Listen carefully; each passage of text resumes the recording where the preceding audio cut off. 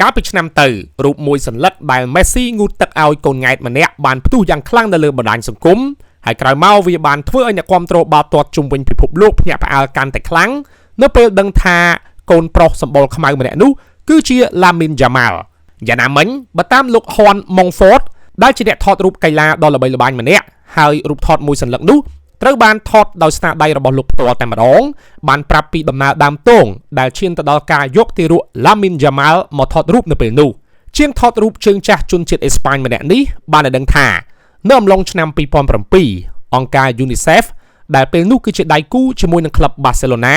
បានធ្វើកម្មវិធីរៃអង្គាសថវិកាមួយដើម្បីជួយដល់គ្រួសារក្រីក្រនៅក្នុងសង្កាត់ Roca Fonda ស្ថិតនៅទីក្រុង Mataró នៃប្រទេសអេស្ប៉ាញ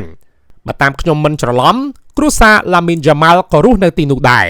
នៅពេលនោះមានគ្រួសារជាច្រើនមកពីសង្កាត់ Roca Fonda បាននាំគ្នាយកកូនប្រុសស្រីរបស់ពួកគេមកចោះឈ្មោះដើម្បីបានថតរូបជាមួយ Superstar ក្លឹប Barcelona ព្រោះវាជាឱកាសសម្រាប់ពួកគេបានប្រាក់កម្រៃផងនិងបានល្បីផង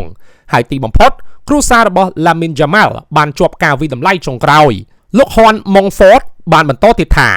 នៅថ្ងៃមកថតរូបនោះដំបូង Messi មិនទាំងហ៊ានពោល Lamine Yamal ផងព្រោះគេតូចពេកប្រហែលមិនទាន់ដល់6ខែផង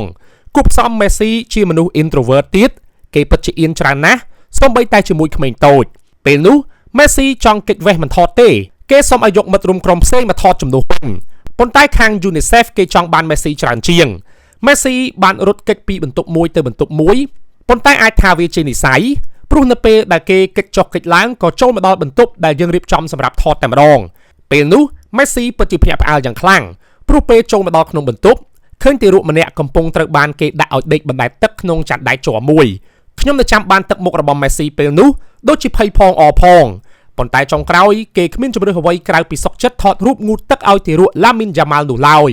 លោក Juan Monfort ថាលោកពិតជាសប្បាយចិត្តខ្លាំងណាស់នៅពេលដែលដឹងថាទារកដែលលោកធ្លាប់ថតរូបឲ្យគេបានល្បីតាំងពីតូចនោះបច្ចុប្បន្នបានក្លាយទៅជាកីឡាករបាល់ទាត់ដ៏ឆ្នើមម្នាក់ប្រចាំក្លឹបយក្សដូចជា Barcelona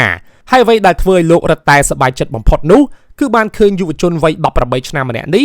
អាចរកប្រាក់បានរាប់លានក្នុងមួយឆ្នាំដើម្បីផ្គត់ផ្គង់ជីវភាពគ្រួសាររបស់គេ